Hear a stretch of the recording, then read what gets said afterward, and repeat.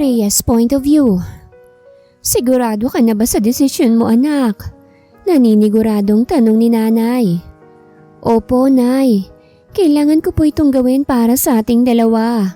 Hindi tayo mabubuhay kung dito ako maghahanap ng trabaho sa probinsya. Seryosong sagot ko. Alagaan mong mabuti ang sarili mo, nay. Kapag nagkaproblema ka o nagkasakit, tawagan mo ko agad. Dagdag na sabi ko pa. Naramdaman ko na lamang ang pagyakap sa akin ni nanay. Ito ang unang beses na magkakalayo kaming dalawa. Ngunit wala kaming ibang pagpipilian. Kailangan kong makipagsapalaran sa Maynila para maitaguyod ang pamumuhay naming dalawa. Lumaki akong hindi nakilala ang aking ama. Hindi ko na rin naman binalak na hanapin o kilalanin siya. Dahil ilang beses ko na rin nakita na ibang epekto kay nanay sa tuwing mababanggit ko ang tungkol kay tatay. Mag-iingat ka ron, anak.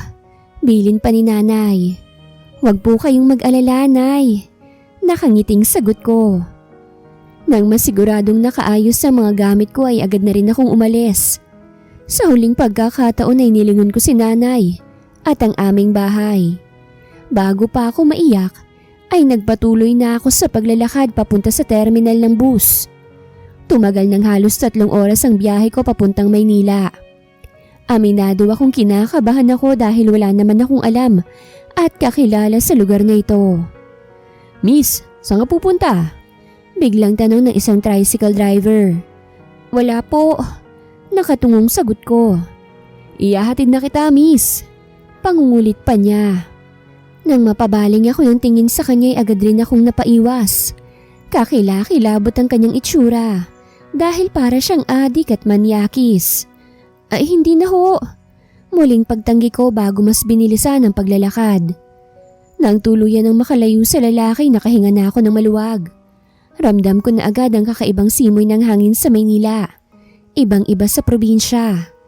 Marahan kong inilibot ang paningin sa paligid. Kaya mo to, Rhea. Para kay nanay. Pangungumbinsi ko sa aking sarili. Nagsimula na akong maglakad ulit para maghanap ng mga establishmento na nangangailangan ng trabahador. Kahit pagiging waitress ay papatusin ko para lamang kumita ng pera. Good afternoon po. Hiring po ba kayo? Masiglang sambit ko nang makapasok ako sa isang cafe. Nakangiting bumaling ng tingin sa akin ng isang may katandaang babae. Ang ganda mo namang dalaga. Sambit niya. Kailangan mo ba ng trabaho? Dagdag na tanong niya pa. Kahit nahihiyay na patango ako. Opo, sagot ko. Halika't sumunod ka sa akin. Ipapakausap kita sa may-ari ng cafe na ito. Sagot niya. Naguguluhan man ay sumunod ako sa kanya nang magsimula na siyang maglakad. Pumasok kami sa isang opisina sa bandang likod na bahagi ng cafe.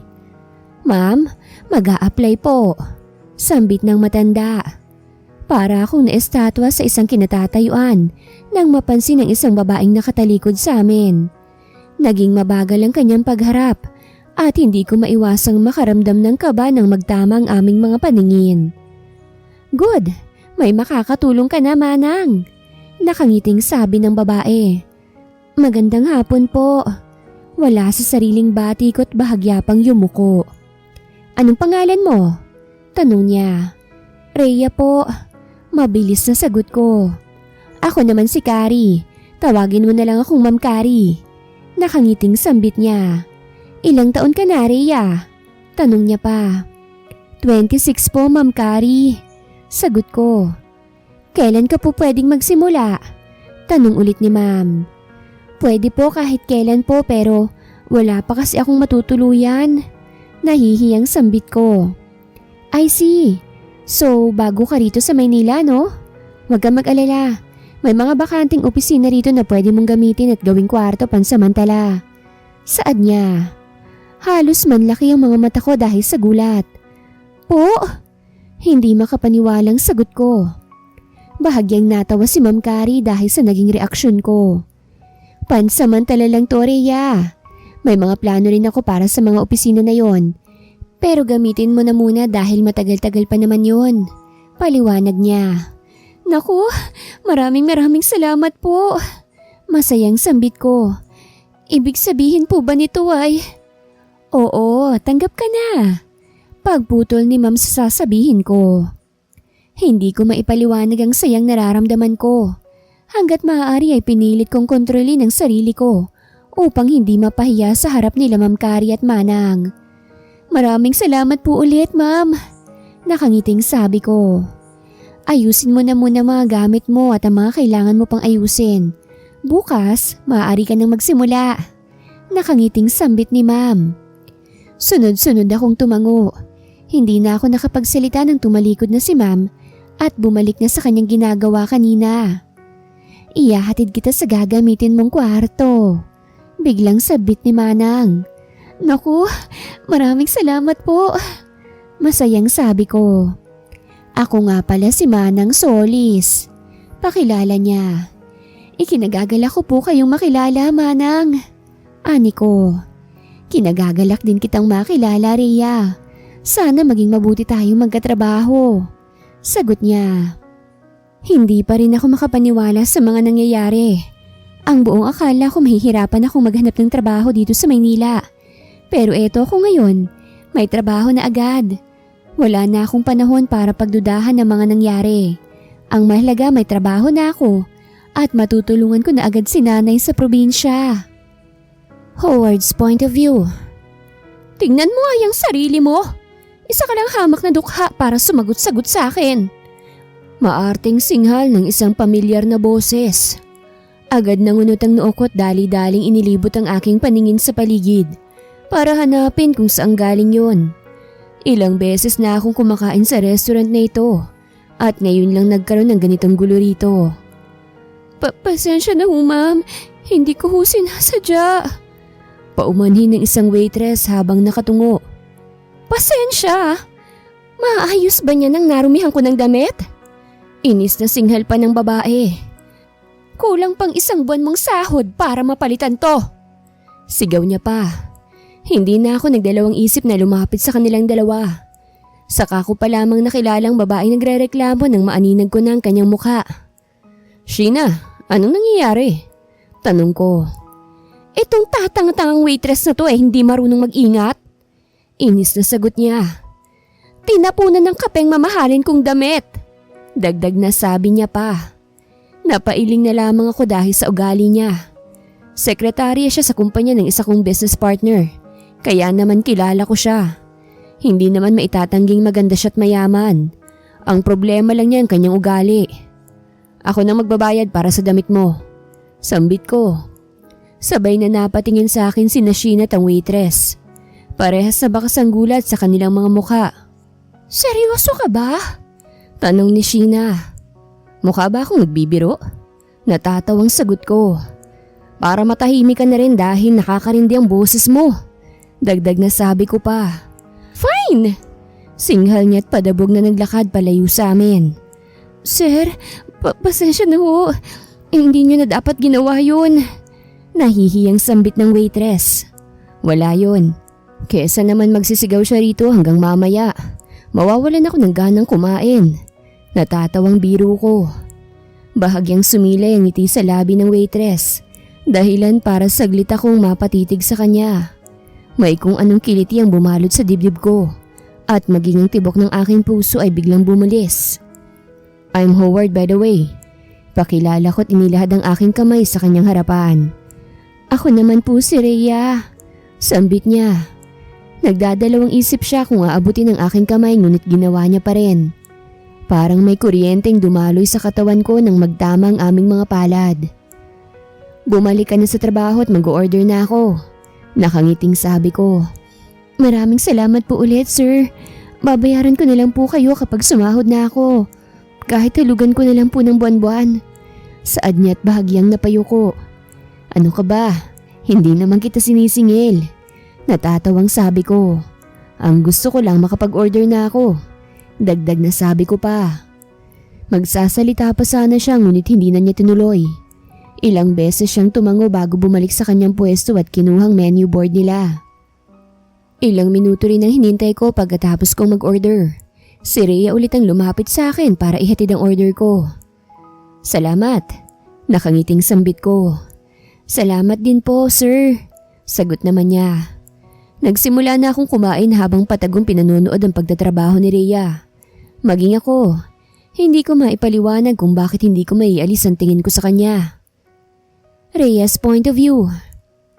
Mukhang mas dumadalas ang pagkain dito ng gwapong binata na yun ah. Biglang sabi ni Manang Solis. Naguguluhan naman akong napatingin sa kanya. Po? Nagtatakang tanong ko. Dati ko pang napapansin ang pagkain niya rito. Pero simula nang dumating ka, mas lalong naging madalas. Natatawang sagot niya. Lalo pat mukhang nagkausap kayong dalawa nung isang araw. Biro niya pa. Ano po bang sinasabi niyo? Naiilang na tanong ko. Wala. Sagot niya habang bahagyang tumatawa. Naguguluhan akong napamaang habang pinagmamasan si Manang na maglakad palayo sa akin. Hindi ko maintindihan ang nais niyang sabihin. Itinuon ko na lamang ang aking atensyon sa pagtatrabaho hanggang sa matapos ang shift ko. Habang tumatagal ay mas lalo akong nasasanay sa mga gawain ko rito. Mabait ang amo namin, pati na rin si Manang Solis na laging tumutulong at nagtuturo sa akin. Ikaw na naman! Galit na singhal ng babaeng nakabangga ko paglabas ko ng restaurant. Tanga-tanga ka bang talaga? Dagdag na sambit niya pa. Sorry ho, nakatungong wika ko. Tumingin ka kasi sa dinaraanan mo. Sigaw niya. Bakit hindi ka rin kasi marunong tumingin sa dinadaanan mo? Nauubusan ng pasensyang saad ko. Kung nakatingin ka sa dinadaanan mo, makikita mong mababangga kita at ikaw na mismong iiwas. Dagdag na sabi ko pa. Hanggat maaari ay gusto kong umiwas sa mga gulo. Pero kung laging ganitong makakaharap ko, ay hindi ko mapipigilan ng inis ko. At talagang sumasagot ka pa ah. Gusto mo bang ipatanggal kita sa trabaho mo rito? Nagbabantang tanong niya. Wala akong pakialam sa'yo. Ayusin mo muna yung ugali mo bago ka makialam sa buhay ng iba.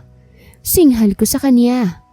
Maglalakad na sana akong paalis nang bigla niyang hawakan ang braso ko para pigilan ako. Kinakausap pa kita.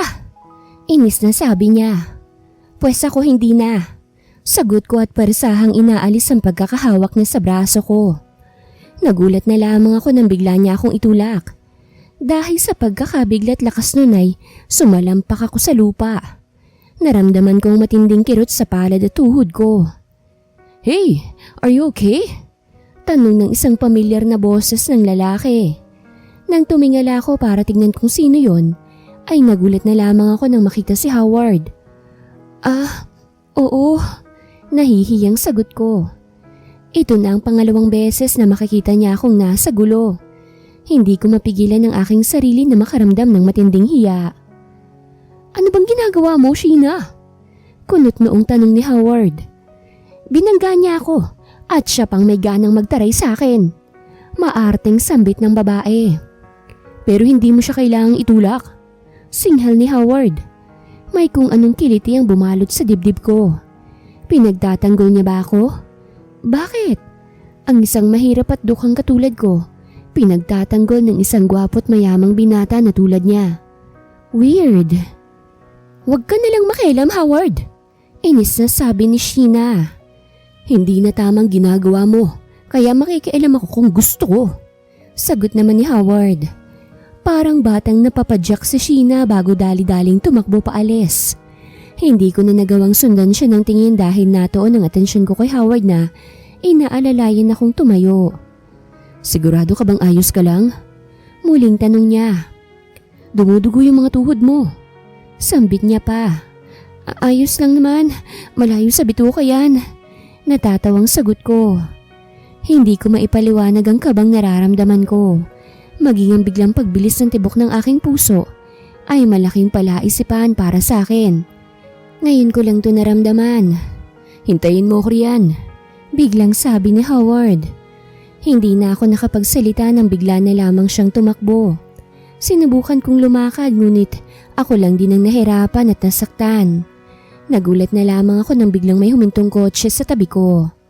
Dali-daling bumaba si Howard at agad na lumapit sa akin. Sakay! Utos niya. Ha? Naguguluhang sambit ko. Gagamutin natin yung sugat mo kaya sumakay ka na sa kotse ko. Saad niya. Kahit nagdadalawang isip ay wala na akong ibang nagawa kung hindi ang sumunod sa kanya nang hilahin niya na ako. Inalalayan niya akong makasakay sa kotse at nang masiguradong komportable ako ay saka siya umikot at sumakay rin. Nanatili akong tahimik sa biyahe.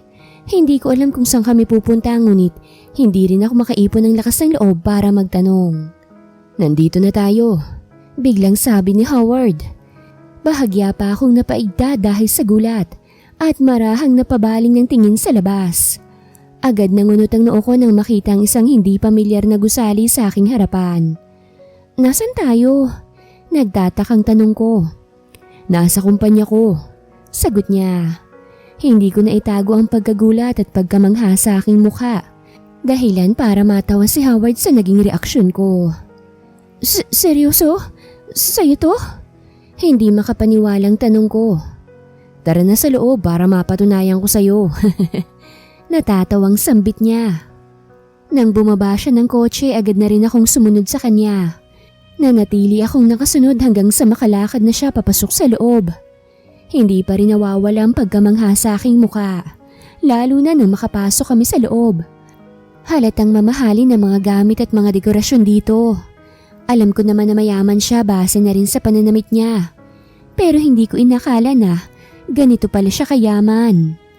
Sa taas tayo. Muling sambit ni Howard. Sandali, nahihiya ako eh. Pigil ko sa kanya. Huwag ka nang mahiya, ako naman ang may-ari nito. Saka tignan mo nga yung mga tuhod mo. Sambit niya't itinuro pa ang mga tuhod ko. Ilang beses akong napabuntong hininga bago tumango.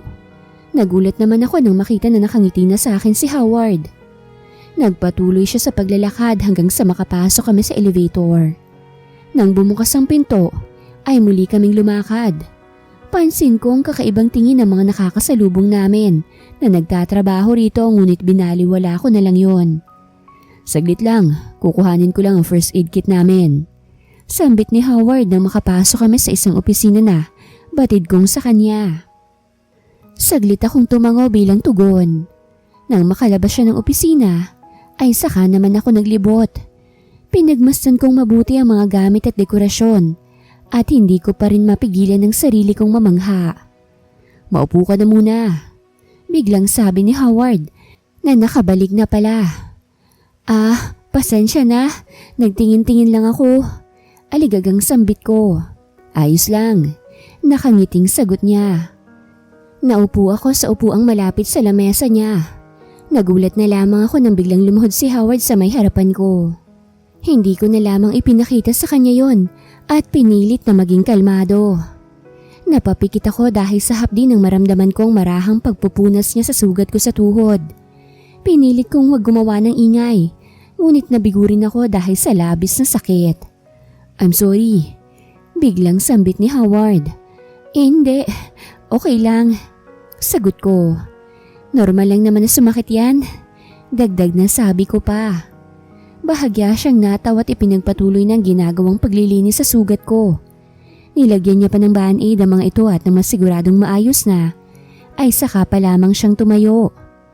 Maraming salamat. Nahihiyang sambit ko. Hindi ko alam kung bakit hindi mapakali ang kabog ng dibdib ko. Ni hindi ko magawang makatingin ng diretsyo kay Howard dahil ramdam ko ang kakaibang init at pamumula ng aking mukha. Walang anuman. Ngiting sambit niya. Sa susunod, huwag kang papayag na sinasaktan ka nila. Dagdag na sabi niya pa. Nila? Nagtatakang tanong ko. Hindi lang si Shinang may ganong ugali rito sa Maynila. Mas makakabuti kung ihanda mo ang sarili mo. Paliwanag niya. Bago ka lang ba rito? Biglang tanong niya pa.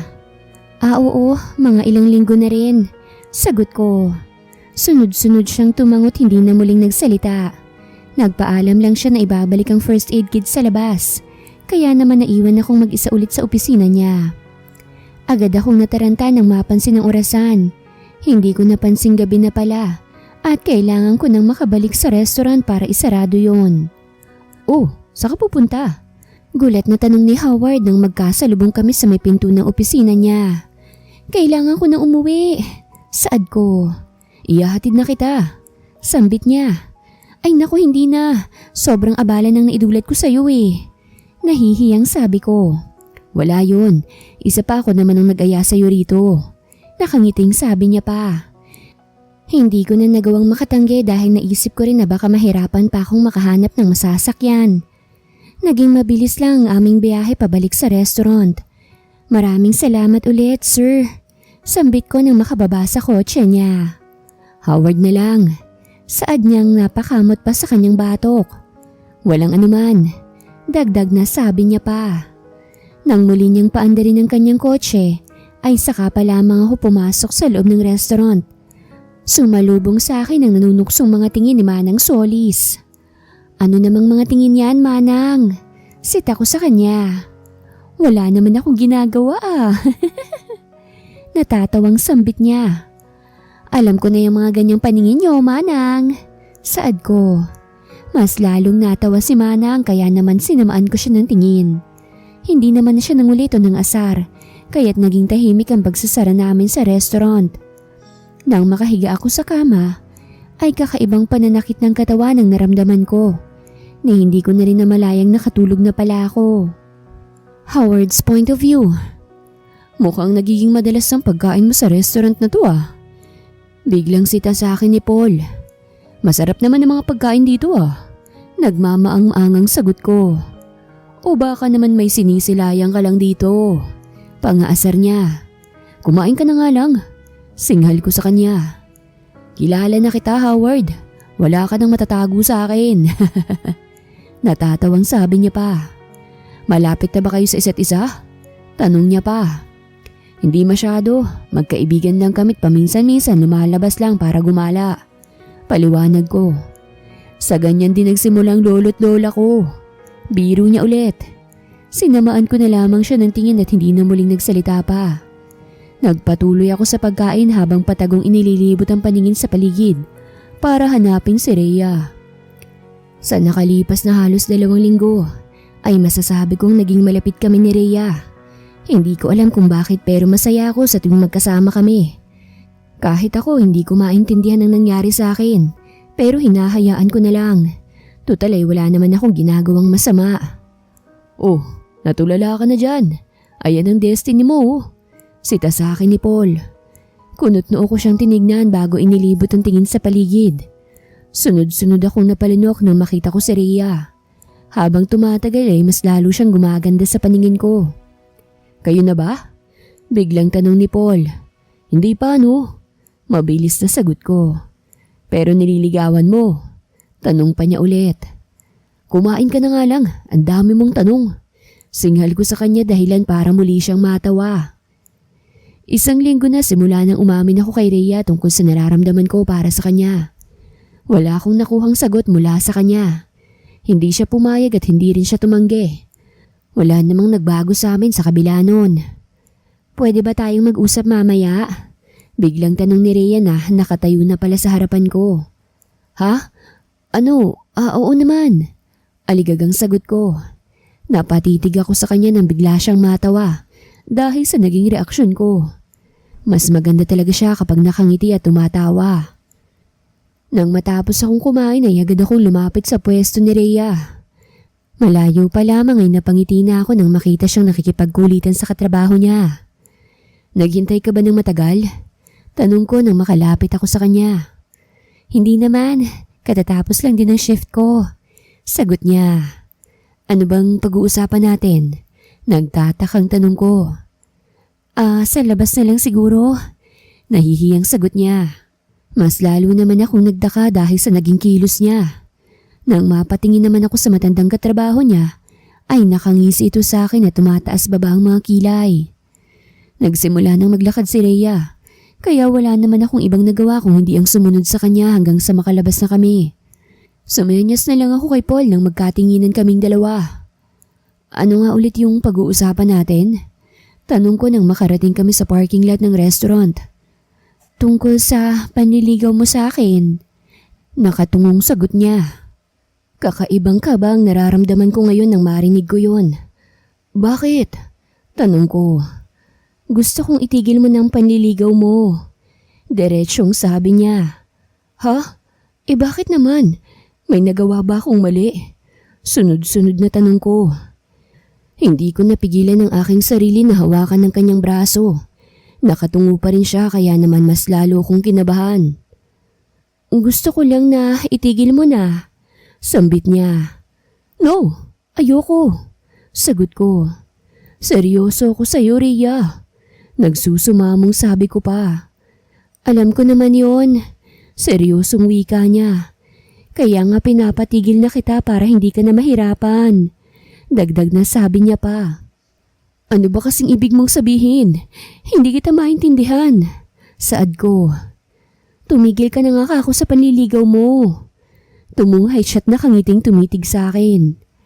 Kasi sinasagot na kita. Pagpapatuloy niya sa kanyang sinasabi. Nanlaki ang mga mata ko dahil sa aking mga narinig. Saglit pa akong natulala at hindi makapagsalita. Nabalik na lang ako sa ulirat nang marinig ang impit na tawa ni Rhea. Totoo ba? Walang halong biro? Hindi pa rin makapaniwalang tanong ko. Nagulat pa ako nang bigla akong yakapin at halikan sa pisngi. Mukha pa ba akong nagbibiro niyan? Nakangising tanong niya. Naging malawak ang mga ngiti ko at niyakap ko rin siya. Hindi ko na napigilan ng sarili ko at agad siyang siniil ng halik sa labi. Saglit lamang yon ngunit parang ang tagal na rin. Wala nang bawian ah. Natatawang sabi ko. Wala rin naman akong balak na bawiin eh. Sagot niya. Kakaibang sayang nararamdaman ko ng mga oras na ito. Muli ko siyang niyakap at nanatili kami sa ganoong posisyon ng ilang minuto. Napagdesisyon na rin namin ng umalis. Katulad ng dati ay gagala ulit kami sa labas para naman mabawasan ang stress namin sa trabaho. Sa ganitong paraan kami mas lalong naging malapit ni Rhea. Rhea's point of view. Halos isang buwan na rin simula nang maging kami ni Howard. Wala naman akong pinagsisisihan sa naging desisyon ko. Hindi naging mahirap na mahalin si Howard dahil likas siyang mabait at matulungin hindi lamang sa akin. Mukhang masaya ka. Sita sa akin ni Manang Solis. Hindi ko maitago ang aking mga ngiti sa kanya. Manang talaga, mga asar ka na naman. Sambit ko. Masaya lamang ako para sa'yo. Nakangiting sabi niya. Maraming salamat po. Wika ko. Saglit pa kaming nagkwentuhan ni Manang bago ako nagpaalam sa kanya para umalis. Napagkasunduan kasi namin ni Howard na magkita ngayong araw dahil isasama niya ako sa event ng kanyang kumpanya at ipapakilala na rin sa mga magulang niya. Aaminin kong matinding kabang nararamdaman ko ngayon pero alam ko rin naman na darating ang araw na kakailanganin ko rin makilala ang mga magulang niya. Mukhang bihis na bihis ang dukha ah. Biglang sabi ni Sheena nang makasalubong ko siya sa labas ng restaurant. Hindi ko siya pinansin at nagpatuloy sa paglalakad nang bigla siyang humarang sa harapan ko. Wala akong oras para makipagtalo sa'yo. Wika ko. Wala akong pakialam sa oras mo. Singhal niya. Kahit na anong ayos pang gawin mo at kahit na anong damit pang isuot mo, mahirap at dukha ka pa rin. Dagdag na sabi niya pa. Napailing na lang ako. Hindi ko maintindihan kung ano bang problema niya sa akin. Ang babaw namang dahilan na mahirap lang ako kaya niya ako ginaganito. Tandaan mo na lang na hindi nabibili ng perang respeto. Nakangising sabi ko't nilagpasan siya. Ang akala ko makakaiwas na ako sa gulong ngunit hindi pa pala.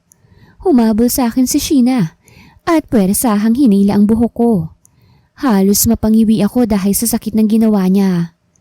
Aray ko! Malakas na sigaw ko nang magpatuloy siya sa paghila ng buhok ko. Kahit nahihirapan ay pinilit kong masipa ang paa niya, dahilan para mapabitaw siya sa buhok ko. Dali-dali ko siyang hinarap at agad na sinampal. Ang kapal na mukha mong sampalin ako? Reklamo niya. Mas makapal ang mukha mo.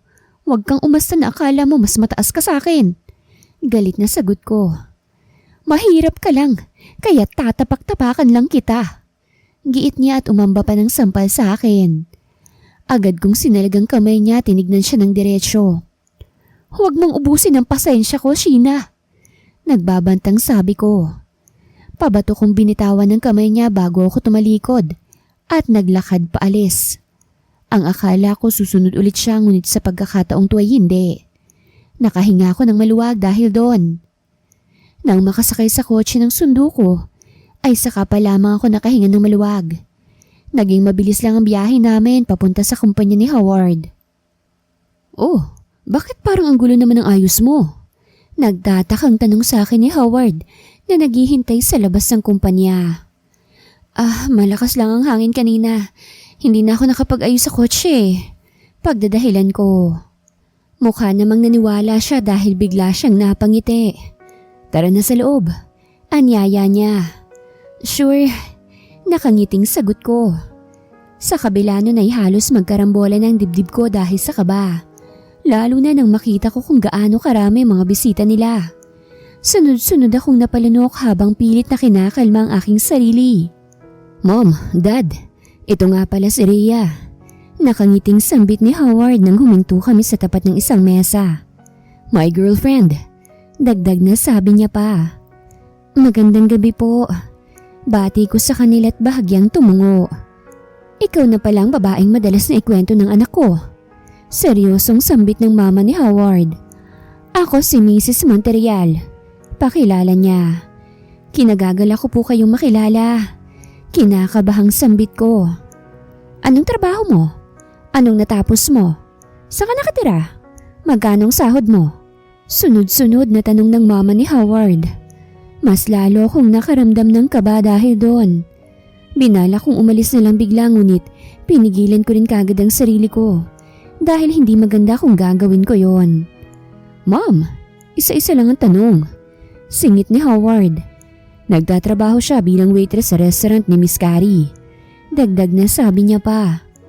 Waitress? Hindi makapaniwalang bulalas ng mama niya.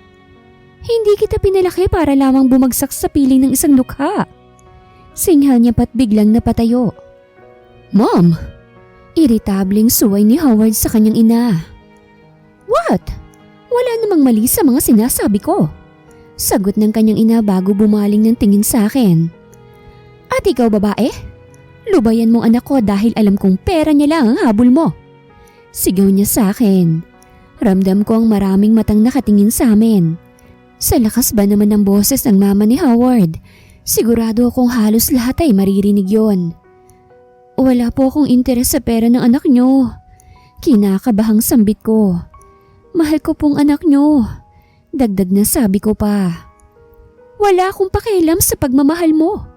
Hindi ako makakapayag na dudungisan ang pangalan ng pamilya ko dahil lang sa isang dukhang katulad mo. Sigaw niya pa.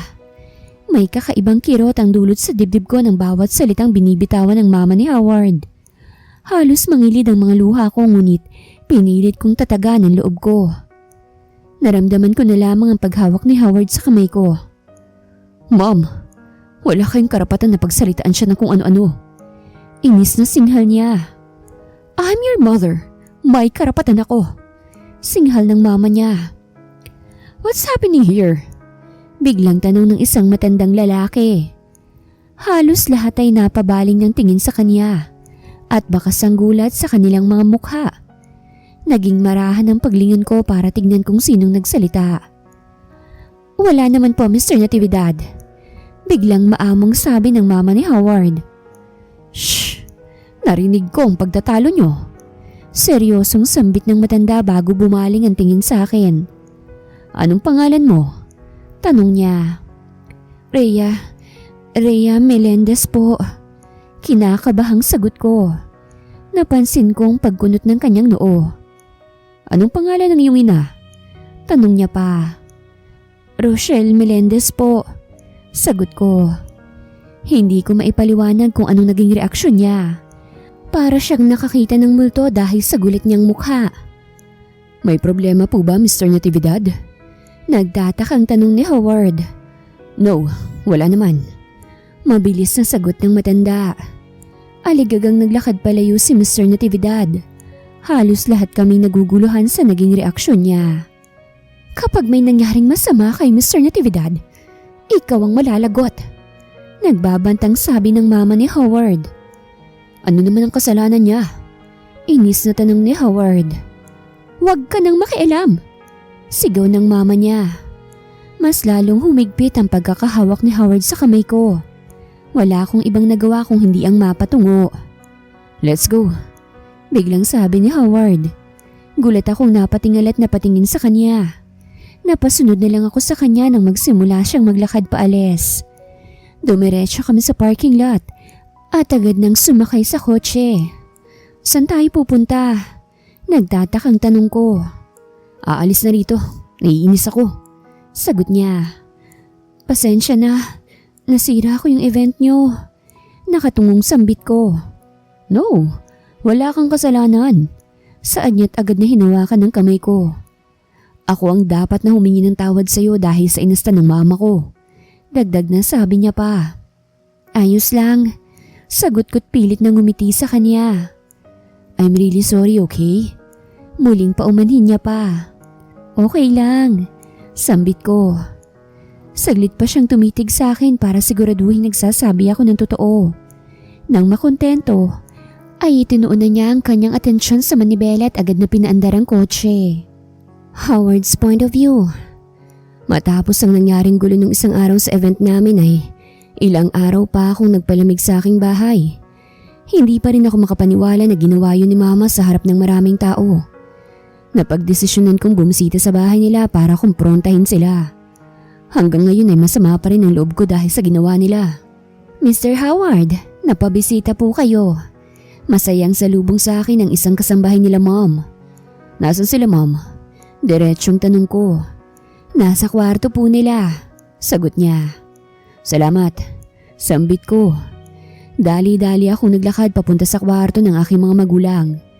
Naabutan ko si mom na nakaupo at nakaharap sa malaki niyang salamin habang abala sa pag-ayos ng kanyang sarili. Mom, we need to talk. Seryosong sambit ko't dumiretso ng pasok. Wala tayong dapat na pag-usapan anak. Sagot niya. Meron. Mariing pagkakasabi ko. Paano mo nagawa yun sa harap pa mismo ng maraming tao? Nagpipigil na galit na tanong ko. Huwag mong sabihin sa akin na mahal mo rin ang babaeng yun. Natatawang sambit niya. Ano bang pinakain niya sa'yo at nagkakaganyan ka? I'm your mother. Dagdag na sabi niya pa. Yun na nga eh. Ikaw ang nanay ko pero bakit nagawa mo yun sa akin? Hindi ba dapat maging masaya ka para sa akin? Naiinis na tanong ko. At paano kung magiging masaya para sa'yo? Kung alam kong sa walang kwentang babae ka lang naman pala mapupunta. Singhal niya. Mag-isip ka nga, Howard. Pera mo lang ang habol niya. Sambit niya pa. No, mom. Hindi siya ganong klase ng babae. Giit ko. Hindi mo man lang siya binigyan ng pagkakataon para makilala. Saad ko pa. Nangyari na mga nangyari at wala akong pinagsisisihan doon. Hiwalayan mo na ang babaeng yun bago pa ikaw ang magsisi sa huli. Sambit ni mom. Hindi ako makapaniwala sa mga sinasabi niya. Gusto kong mainis at magwala ngunit pinilit kong pigilan ang aking sarili. Padabog ako naglakad palabas ng kanilang kwarto upang hindi na lumalat humaba ang aming pagtatalo. Lalabas na sana ako ng bahay nang bigla akong makasalubong si Mr. Natividad sa pintuan. Hindi ko na itago ang gulat sa aking mukha nang makaharap siya. Mr. Natividad, wala sa sariling sabi ko. Naparito po kayo? Tanong ko pa. Ikaw talaga ang pakay ko, Howard. Sambit niya. May kailangan akong itanong sa'yo. Dagdag na sabi niya pa. Hindi ko alam kung bakit pero bigla na lamang ako nakaramdam ng matinding kaba. Ano ho yun? Tugon ko. Alam mo ba kung saan nakatira ang iyong nobya? Kailangan ko siyang makausap. Diretsyong sambit ni Mr. Natividad. Nabalot ako ng pagtataka dahil sa naging tanong niya. Ngunit hindi ko magawang mag-usisa. Pakiramdam ko ay labas na ako sa usaping to. Opo, sagot ko. Maaari mo bang ituro sa akin? Tanong niya ulit. Kahit nagdadalawang isip ay sinabi ko pa rin sa kanya kung saan tumutuloy si Rhea. Sigurado naman ako na walang gagawing masama sa kanya si Mr. Natividad. Hindi na rin nagtagal si Mr. Natividad at nagpaalam na rin na aalis. Ako naman ay napagdesisyonan na ring umuwi sa aking bahay para makapagpahinga. Wala naman ako masyadong ginawa ngayong araw pero pakiramdam ko, pagod na pagod ako. Rhea's point of view. Rhea, may naghahanap sa'yo. Biglang sambit ni Manang Solis. Kunot noo kong napatigil sa pag-aayos ng stocks namin at marahang tumayo. Naging mabagal ang paglalakad ko papunta sa harap ng restaurant dahil sa nangangalay kong mga paa. Sino raw po? Tanong ko. Rhea. Biglang sambit ng isang matandang lalaki na diretsyong nakatitig sa akin. Bahagya pa akong nagulat nang makita ko siya paglabas ko ng stockroom. Pamilyar sa akin ang mukha ng matandang to, ngunit hindi ko lamang maalala. Sino ho kayo? Nagtatakang tanong ko. Ako si Mr. Natividad, yung matandang lalaki sa party ng nobyo mong si Howard. Nakangiting pagpapakilala niya. Wala sa sariling sambit ko nang maalala ko kung sino siya. Bakit niyo ho ako hinahanap? Naguguluhang tanong ko pa. May kailangan akong sabihin sa'yo. Biglang naging seryosong mukha niya kaya naman hindi ko napigilang makaramdam ng kaba. Ano po iyon? Tanong ko ulit. Pwede bang huwag dito? Anya. Tumango naman ako bilang tugon. Nauna akong maglakad papunta sa isang bakanting lamesa sa may dulong bahagi ng restaurant. Batid kong importante ang sasabihin niya, kaya naman sinigurado kong walang ibang makakarinig ng aming usapan. Ayos na po ba rito? Tanong ko nang makaupo kaming dalawa.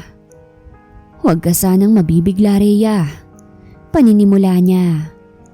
Ikaw ang nawawalang apo ko. Diretsyong sabi niya pa.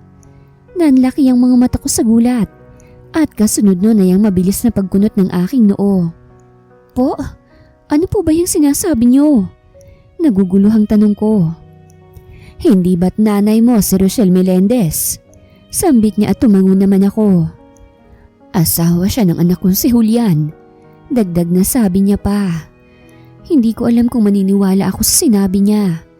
Parang ang hirap paniwalaan dahil noong isang gabi lang naman kami nagkita.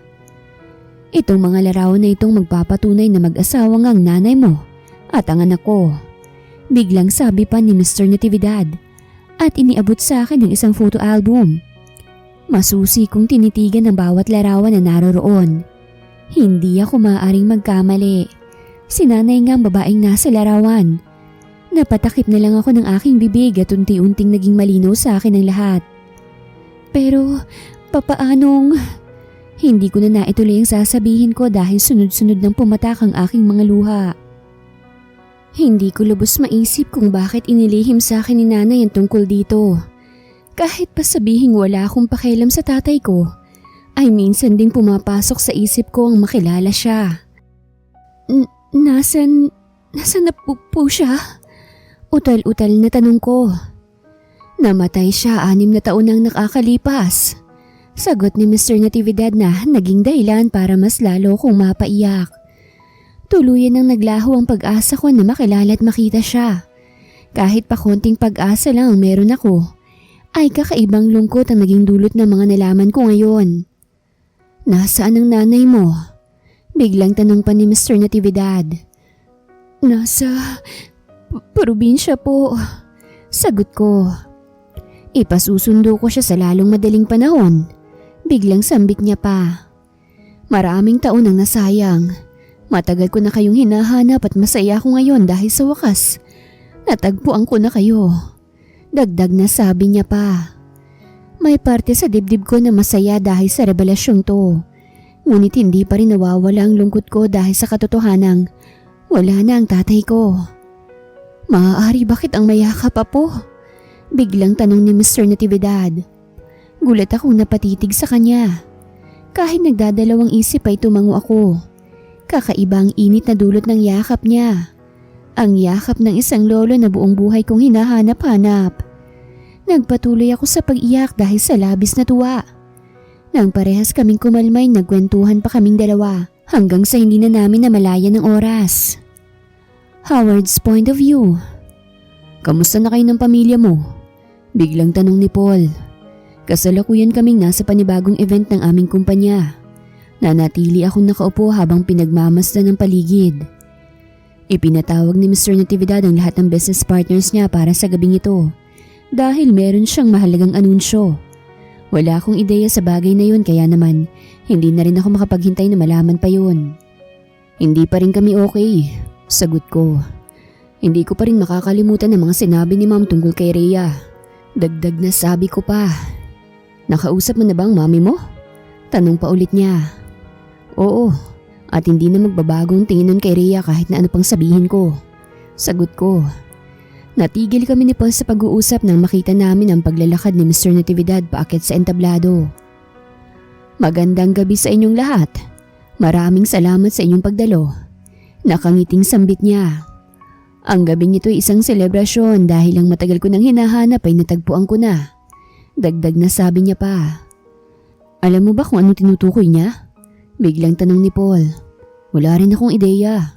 Sagot ko. Ang nawawala kong apoy nahanap ko na rin sa wakas. Masayang sabi ni Mr. Natividad. Halos lahat ay nagulat dahil sa sinabi niya. Maging ako hindi rin makapaniwala. Ngayon ko lang nalaman na may apo pala siya at nawawala ito. Apo, umakyat ka na rito. Biglang sabi pa ni Mr. Natividad. Ang lahat ng tingin ng mga empleyado ay napukaw sa isang dalagang marahang naglalakad papuntang entablado. Nakatungo ito kaya naman hindi ko agad maaninag ang kanyang mukha. Parang pamilyar siya. Biglang sambit ni Paul. Kunot noon naman akong napatingin sa kanya. Anong ibig mong sabihin? Nagtatakang tanong ko. Hindi mo ba nakikilalang nakatalikod na imahe ng babae na yan? Tanong niya. Muli kong ibinilik ang tingin sa babae. Mas lalong nangunutang noo ko nang unti-unting pumapasok sa isip kong isang pamilyar na imahe ng babae. Rhea Melendez! Anunsyo pa ni Mr. Natividad na nagpagulantang sa aming lahat. Ano? Hindi makapaniwalang sambit ko. Paano nangyari yun? Nagtatakang tanong naman ni Paul. Hindi namin magawang sagutin ang tanong ng bawat isa. Napatitig na lang kami kay Rhea nang marahan siyang humarap sa aming lahat. Hindi pa rin nawawala ang gulat sa mukha ko habang pinagmamasdan siyang mabuti. Gusto kong makilala ninyong lahat ang nag-iisang apo ko at ang tagapagmana ng lahat ng ari-arian ko. Nakangiting wika pa ni Mr. Natividad. Sunod-sunod ang naging palakpakan ng mga tao sa paligid. Sa hindi maipaliwanag na dahilan ay hinanap ng paningin ko ang pwesto nila Ma'am. Kitang-kita ko ang gulat sa kanyang mukha dahil sa natuklasan. Agad na nagsimula ang event. Nagkasiyahan ng mga imbitado habang nanatili naman akong nakaupo at pinanonood lamang sila. Nagulat na lamang ako nang biglang nasa tabi ko na pala si Rhea. Babe, gulat na bulalas ko. Kanina ka pa ba dyan? Dagdag na tanong ko pa. Hindi naman masyado. Sagot niya. Gusto ko sanang magpaliwanag sa iyo eh. Sambit niya pa. Ha? Tungkol saan? Tungkol sa nalaman mo. Sagot niya. Ang totoo niya na wala rin naman akong alam na lolo ko si Mr. Natividad dahil hindi ko rin naman nakilala ang tatay ko. Pero marami siyang katibayan na nagpapatunay na apo niya nga ako. Paliwanag niya. Babe, wala kang dapat na ipaliwanag sa akin. Walang magbabago sa pagmamahal ko para sa'yo. Seryosong sabi ko. Alam kong ikaw pa rin ang Rhea na nakilala at minahal ko. Dagdag na sabi ko pa. Biglang napangiti si Rhea. Marahan kong hinaplos ang kanyang pisngi habang nananatiling nakatitig sa kanya. Ang swerte ko talaga sa'yo. Nakangiting sabi niya. Mas maswerte naman ako. Natatawang biro ko. Nagpatuloy ang party habang nananatili kaming nagkwentuhan ni Rhea. Nagulat na lamang ako nang biglang lumapit sa pwesto namin si Mom. Sino nga namang mag-aakalang mayamang ka pala? Singal niya habang nakatingin kay Rhea. Magandang gabi po. Nahihiyang sambit ni Rhea. Wala nang maganda sa gabi ko. Sambit ni Mom. Hindi ako naniniwala na apo ka ni Mr. Natividad. Sigurado kong inakit mo lang din siya dahil sa pera niya.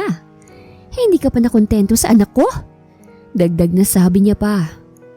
Mom, huwag ka nang gumawa ng iskandalo rito.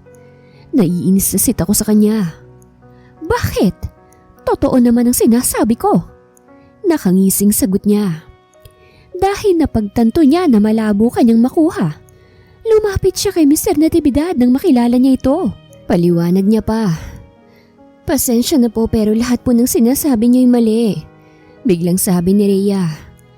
Wala naman ho kayong karapatang husgahan ako dahil lang sa tingin niyo ay mas angat kayo sa akin. Dagdag na sabi niya pa.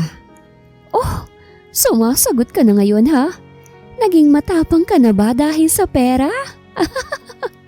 Natatawang saad ni Ma'am.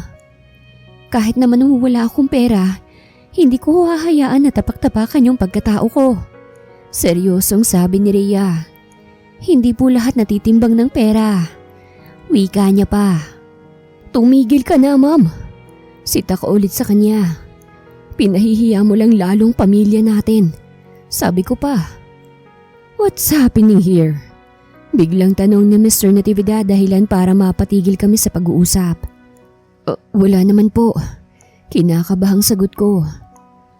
Mr. Natividad, sabihin mo nga sa akin kung papaano mong naging apo ang dukhang babae na yan. Sambit ni Mom. Ako man ay nagulat dahil sa sinabi niya. Ako ang nakaramdam ng hiya dahil sa mga pinaggagawa niya. Napaismid na lang si Mr. Natividad bago bumaling ng tingin sa aking ina. At sino ka sa inaakala mo para pagsalitaan ng ganyan ang apo ko? Seryosong tanong niya. Huwag na tayong maglokohan, Mr. Natividad. Imposible naman na apo mo talagang babaeng yan. Natatawang sabi ni Mom. Mom, sinabi ko nang tumigil ka na. Galit na suway ko sa kanya. Ang lakas naman ng loob mong bastusin ako at ang apo ko. Galit na sabi ni Mr. Natividad. Leave! Malakas na sigaw niya pa. I'm really sorry, Mr. Natividad. Agad na paumanhin ko. Wala kang kasalanan dito, Howard. Sagot niya. Nasobrahan na sa kayabangan ng iyong ina. Dagdag na sabi niya pa.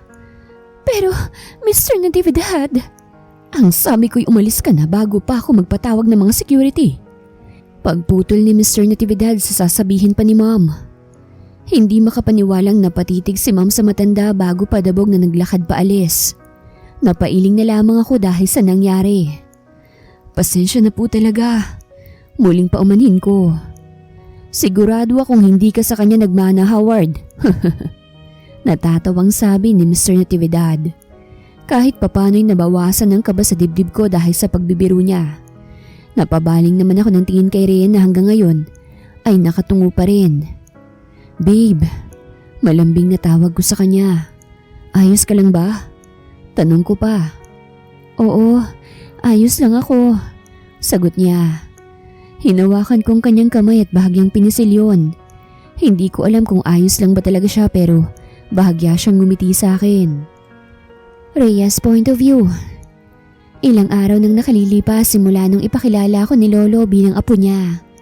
Nagkaroon man ng maliit na kaguluhan ay hinayaan na lang namin. Hindi na ako mapakali ngayon sa bahay dahil sa kakahintay sa pagdating ni Nanay. Marami akong tanong sa kanya na nais kong magkaroon ng mga kasagutan. Rhea, anak! Masayang bungad sa akin ni Nanay nang makapasok siya sa bahay. Dali-dali siyang lumapit sa akin at agad akong niyakap. Napangiti naman ako nang maramdamang muli ang mga bisig niya. Matagal-tagal din kaming hindi nagkita at aminado ako na namimiss ko na siya. Kamusta ka, Nanay? Nakangiting tanong ko. Ayos lang ako, anak. Sagot niya. Ano bang nangyayari? Bakit ba ako sinundo ng mga lalaking yun sa probinsya?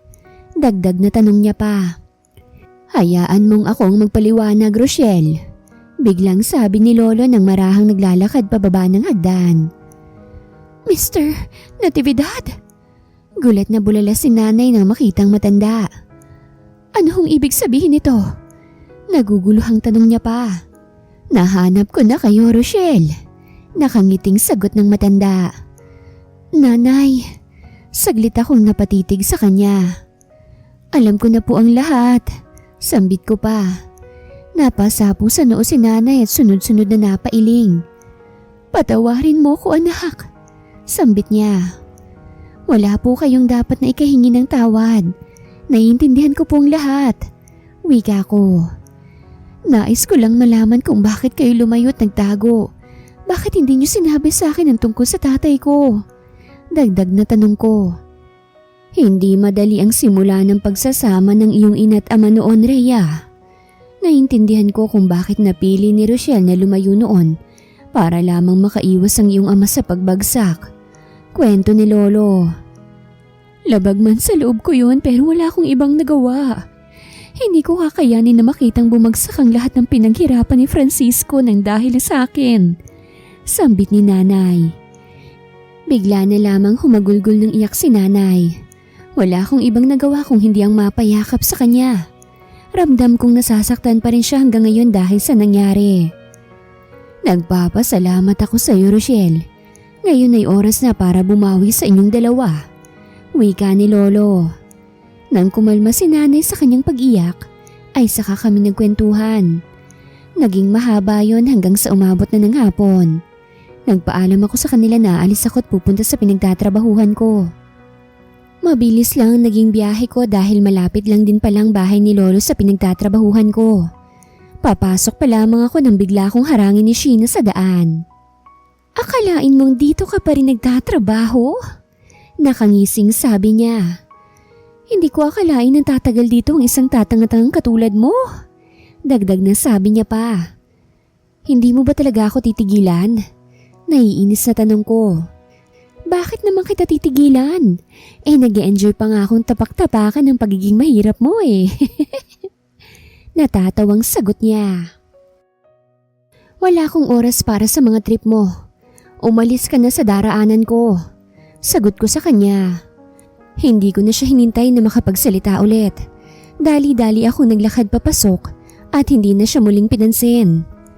Inabala kong aking sarili sa pagtatrabaho. Hindi ko na malaya na nasa loob na rin pala si Sheena at nag-order. Wala akong ibang pagpipilian kung hindi ang ihatid sa kanya ang order niya. Ang bagal mo namang kumilos? Reklamo niya. Bakit hindi ikaw ang kumuha ng order mo? Singhal ko. Trabaho mo yan, di ba? Ba't iuutos mo sa akin? Mataray na sabi niya. Hindi ka makapaghintay, hindi ba? Sagot ko. Inilapag ko sa lamesa ang order niya. Maglalakad na sana ako paalis nang bigla niyang patirin ang paa ko. Dahilan para mawalan ako ng balanse at sumubsob sa sahig. Oops! Ba't kasi hindi ka tumitingin sa dinaraanan mo? Natatawang sambit ni Sheena. Ilang beses akong huminga ng malalim. Pinilit kong ikalma ang aking sarili bago dahan-dahang tumayo. Pinagpagan ko pang suot kong uniform bago naglakad paalis nang hindi nagsasalita. Itinuon ko ang aking atensyon sa pagtatrabaho at iniwasan ang pwesto ni Sheena. Hindi ko na napansin na umalis na pala siya, kaya naman nakahinga na ako ng maluwag. Magpapahinga sana ako saglit nang biglang magring ang cellphone ko. Dali-dali ko naman tong kinuha at sinagot. Hello? Sambit ko. Rhea, apo, pumunta ka naman sa kumpanya natin. Wika ni Lolo sa kabilang linya. Po, ano hong gagawin ko riyan? Nagtatakang tanong ko. Ipakikilala kita sa mga empleyado ko rito. Sagot niya. Hindi na ako nakatanggi nang bigla niyang patayin ng tawag. Sunod-sunod akong napabuntong hininga bago pumunta sa office ni Miss Cara para magpaalam. Hindi na ako nagsayang pa ng oras. Agad na rin akong umalis. Hindi ko maiwasang mamangha nang makita kung gaano kalakit kalawak ang kumpanya ni Lolo. Habang naglalakad papasok sa loob, ay hindi ko napigilan ang aking sarili na ilibot ang paningin sa paligid. Anong ginagawa mo rito? Hindi makapaniwalang tanong ni Sheena nang makita ako. Hanggang dito ba naman sinusundan mo ko? Singhal niya pa. Hindi ikaw ang ipinunta ko rito. Sagot ko bago nagpatuloy sa paglalakad. Nagulat na lamang ako nang bigla niyang hawakan ang braso ko ng mahigpit. Kinakausap pa kita. Sambit niya. Wala akong pakialam sa'yo. Wika ko at pilit na inaalis ang pagkakahawak niya sa akin. Bigla na lamang niya akong itinulak, dahilan para humampas ako sa pader. Dahil sa lakas nun ay napadaing na lang ako sa sakit. Rhea! Apo! Malakas na sigaw ni Lolo. Nakita ko siyang humahangos na lumapit sa akin. Anong nangyayari dito? Bakit mo siya itinulak, Sheena? Galit na tanong niya. Apo? Hindi makapaniwalang sambit ni Sheena. Sir, apo mo ho siya? Paninigurado niya pa. May problema ka ba ron? Malinaw naman siguro ang pagkakarinig mo. Singhal ni Lolo. Rhea, I'm sorry. Aligagang sabi ni Sheena at dali-daling lumapit sa akin. Huwag mo akong hawakan. Singhal ko sa kanya. Sigurado naman ngayon titigilan mo na ako, di ba? Tapos nang maliligayang araw mo dahil ito nang huling araw mo sa kumpanyang to. Dagdag na sabi ko pa. Anong sinasabi mo? Tarantang sambit niya. You're fired! Sagot ko. Kung sana lang inayos mo ugali mo, hindi sana tayo aabot sa ganito. Tandaan mo, hindi matutumbasan ng pera ang respeto. Saad ko pa. Pero, umalis ka na, Sheena. Narinig mo ang sinabi ng apo ko. Biglang singit ni Lolo. Nauna na akong maglakad at sumunod naman sa akin si Lolo. Narinig ko pang sumigaw si Sheena ngunit hindi namin yun pinansin. Matagal mo na bang kilala si Sheena? Biglang tanong ni Lolo nung makapasok kami sa opisina niya. Saglit akong napaisip kung sasabihin ko bang totoo o hindi. Wala namang mawawala sa akin. Opo, sagot ko. Bakit naman ganun kanya kung itrato? Nagtatakang tanong niya pa. Hindi ko rin po alam sa kanya eh. Siguro naman po ay magbabago na siya dahil alam na niya ngayon na hindi ako mahirap. Sambit ko. Kung ganun ay tinatrato kanya ng ganun ay dahil lang sa mahirap ka? Hindi ako makapapayag. Singhal ni Lolo. Hayaan mo na po siya, Lolo. Pagpigil ko sa kanya. Hindi pa rin nawawala ang inis ni Lolo ngunit hindi na siya nagpumilit pa. Nag-usap lang kami tungkol sa mga plano niya at wala naman akong ibang nagawa kung hindi ang sumang-ayon sa mga iyon. Hanggang ngayon ay hindi pa rin ako makapaniwala sa mga nangyayari sa buhay ko. Hindi ko akalain na ang kapalit ng labis na paghihirap ko noon ay ganito kaginhawang buhay. Howard's point of view. Ilang buwan nang nakakalipas simula nang malaman ng karamihan ang tungkol sa tunay na pagkatao ni Rhea. Kahit ako'y nagulat sa katotohanan yon. Babe, biglang tawag sa akin ni Rhea. Gulat akong napatitig sa kanya. Bakit babe? Nagtatakang tanong ko. Kanina ka pa kasi tulala. Natatawang sambit niya. Pasensya na. Paumanhin ko. Hindi ko maalis ang kabang nararamdaman ko. Espesyal kasing araw na ito at talaga namang pinaghandaan ko ang sorpresa na ito. May gusto ka bang sabihin? Tanong niya pa ulit. Wala. Hinihintay ko lang ang dessert natin. Sagot ko. Tumango lang siya bago nagpatuloy sa kanyang pagkain. Nakahinga ako ng maluwag nang hindi na siya nangulit pa. Kakaibang kabog ng dibdib ko at ang bilis ng tibok ng puso ko. Para bang anumang oras ay sasabog na ito dahil sa sobrang kaba. Here's your dessert, sir. Biglang sabi ng waiter nang makalapit sa amin. Bumuntong hininga ko habang pinanonood ng waiter na ilagay ang cake sa lamesa namin. Napabaling naman ako ng tingin kay Rhea na puno ng pagtataka ang muka. Para sa ng cake? Nagtatakang tanong niya. Secret. Nakangising sagot ko. Hindi na ako nagsayang ng oras at agad na hinilang isang tali sa may ibabaw ng cake. Nanatili namang nanonood si Rhea sa ginagawa ko. Babe, matagal-tagal ko na itong gustong itanong sa'yo. Biglang sabi ko. Hindi ko alam kung kailan at papaano. Pero sigurado na ako. Diretso akong tumitig sa kanya. Handa akong makasama ka habang buhay. At ikaw ang pinipili ko para manatili sa tabi ko. Ano bang sinasabi mo? Aligagang wika niya. Nang sa wakas ay mahila ko ng isang makinang na bagay sa cake, ay saka ko hinawakan ng kamay ni Rhea. Bakas ang gulat sa kanyang muka at napatakip na lamang siya ng isa niyang kamay sa kanyang bibig. Will you marry me, Rhea? Diretsyong tanong ko. Nagpalipat-lipat ang tingin niya sa singsing na hawak ko at sa akin. Hindi na rin niya napigilan ang kanyang sarili na maiyak. Howard. Luha ang sambit niya. Yes, I will. Dagdag na sabi niya pa. Naging malawak ang ngiti ko. Hindi ko may paliwanag ang sayang nararamdaman ko nang marinig ko ang sagot niya. Dali-dali akong tumayo't agad na lumapit sa kanya. Bago ilagay ang singsing sa kanyang daliri, ay hinalikan ko muna siya sa kanyang noo. I love you. Masayang sabi ko. I love you too. Sagot naman niya bago ibinaling ang tingin sa singsing na nasa daliri niya. Ang ganda. Namamanghang sabi niya pa. Nagustuhan mo ba?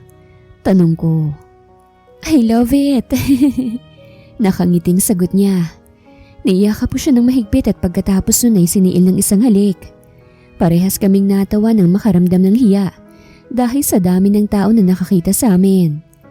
Bumalik na ako sa aking upuan at nagpatuloy kami sa pagkain habang nagkikwentuhan. Mabilis na lumipas sa mga araw. Naging abala na kami sa paghahanda at pag-aasikaso para sa magiging kasal namin. Hindi ko alam kung bakit pero parang mas excited pa ako kaysa kay Rhea. Nagmamadali ka ba, pre? Natatawang sita sa akin ni Paul. May ilang linggo pa bago ang kasal niyo ah. Dagdag na sabi niya pa. Gusto ko lang maging maayos ang lahat. Nakangiting sagot ko.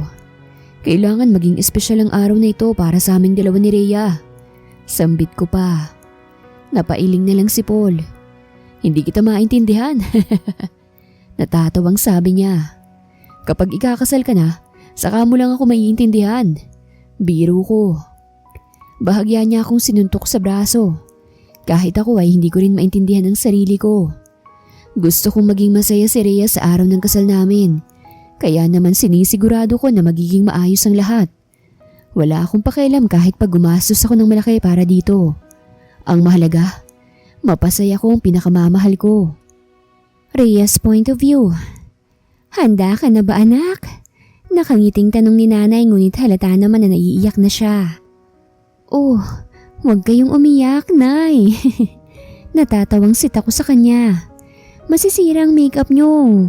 Dagdag na sabi ko pa. Masaya lang ako para sa'yo anak.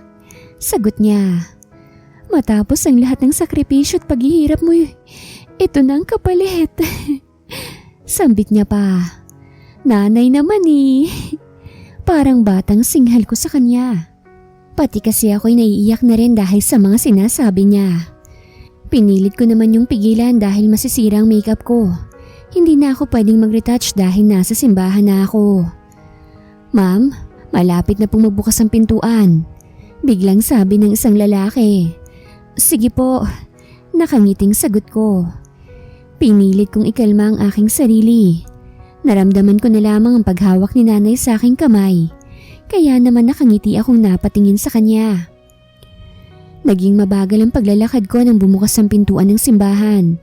Bahagya akong inilibot ang aking paningin sa paligid at napangiti nang makita ang ilang kakilala ko na pumunta sa araw ng kasal ko. Napatitig ako sa unahan ng simbahan kung saan nakatayo si Howard at naghihintay sa akin. Congratulations anak! Mahinang bulong ni nanay nang makarating kami sa unahan. You look so perfect. Nakangiting sabi ni Howard nang iabot ni nanay sa kanyang kamay ko. Howard, ingatan mo anak ko ha? Bili ni nanay sa kanya. Hindi niyo po kailangang sabihin nay. Sagot niya. Napalunok na lang ako nang mapagmasdan ng kabuuan ni Howard. May mas igagwapo pa pala siya. Huwag mo na akong masyadong titigan. Mapapangasawa mo na ako eh. Natatawang biro niya. Sinamaan ko siya ng tingin ngunit hindi na ako nakapagsalita nang biglang dumating ang pare. Agad nagsimula ang seremonya ng aming kasal. Hindi ko alam kung bakit pero kakaiba ang bilis ng tibok ng aking puso dahil sa labis na saya. Howard, tinatanggap mo ba ang babaeng to bilang iyong asawa? Tanong ng pare. Opo, Father. Nakangiting sagot ni Howard. Bumaling naman ang tingin sa akin ni Father. Ikaw, Rhea, tinatanggap mo ba ang lalaking to bilang iyong asawa? Tanong niya. Opo, Father. Sagot ko. Naramdaman ko ang paghawak ni Howard sa kamay ko. Hindi ko napigilang mapangiti dahil sa wakas ay mag-asawa na kami. Walang paglagay ng sayang nararamdaman ko ngayon. You may now kiss the bride. Anunsyo ng pare. Naging malakas ang palakpakan sa paligid. Meron pang sumisigaw at nangaasar. Nakangiti akong humarap kay Howard at ganun din siya.